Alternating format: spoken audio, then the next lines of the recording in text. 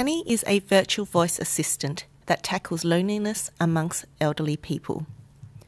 The purpose was designed in line with feminist PIA standards, considering the needs of our identified user and reflecting on possible biases in our team to ensure that we did not support or reproduce negative stereotypes. Our user is someone like Agnes. She is one of over 2 million people over the age of 75 who live alone in England, who belong to a group of marginalised people from technology. She would love to meet new people, but doesn't know how. As we thought more about Agnes, the PIA standards prompted us to think about obstacles that might prevent her from engaging with Penny. The main obstacle was that it was likely she would feel intimidated by technology. We realised that there may be some bias in our team about elderly people, so we agreed that if we were to develop this further, we would like to talk to elderly people about technology to help us better understand their views on it. We tackled the assumption that Agnes would be intimidated by technology through our choices about design and representation. Agnes is feeling bored and lonely. She can no longer physically manage regular trips to see her friends.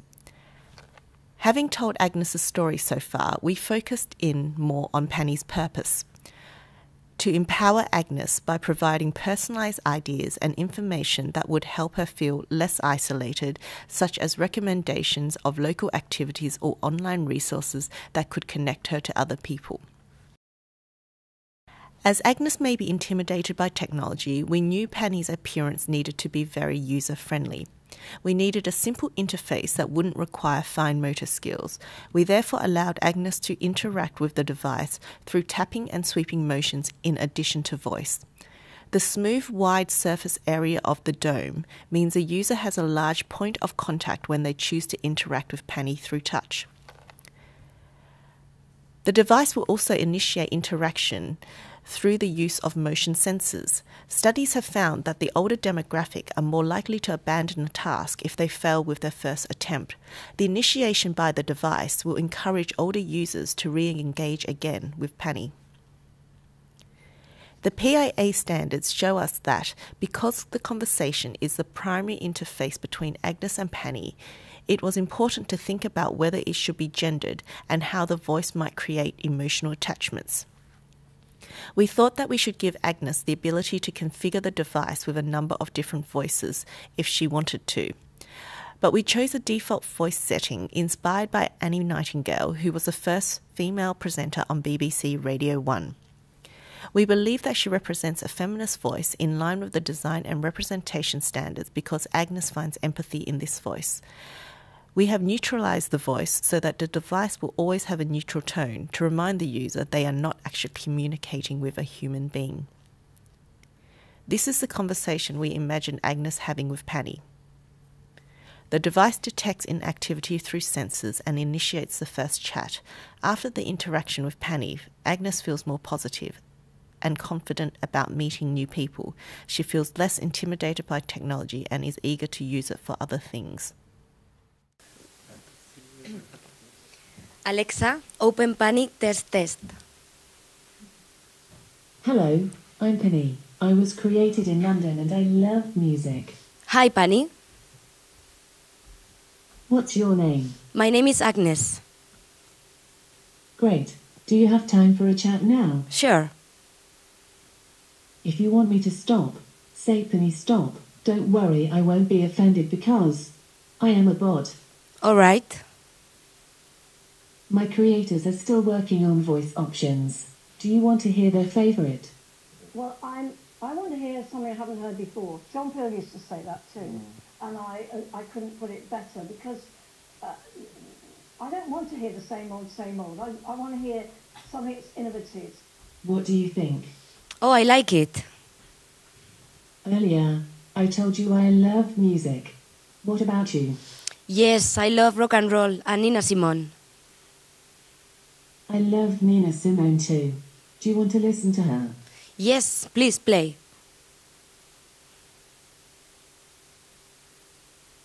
Birds flying high, you know how I feel. Sun in the sky, you know how I feel. Breeze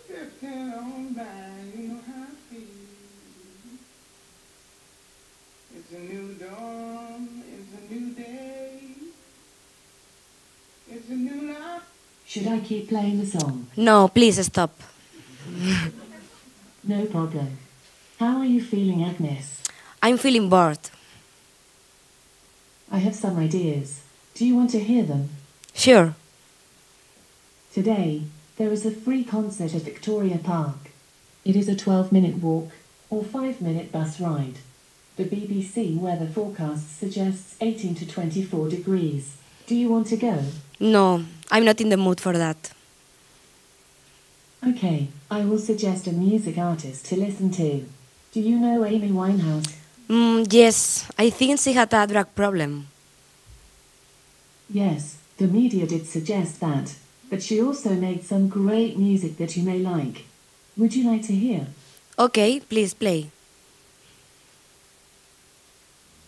Well, sometimes I go out by myself and I look across the water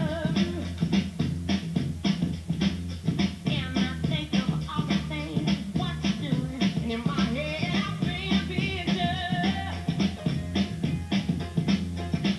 'Cause since I come home, well, my body's been a mess, and I miss your ginger hair and the way you like to dress. I want you to come on over. Stop making a fool out of me. Why don't you come over, Saturday?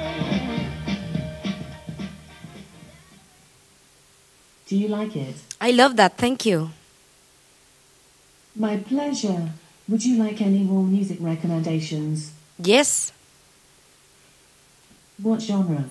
Rock and roll, jazz, or should I surprise you with an artist? Oh, surprise me.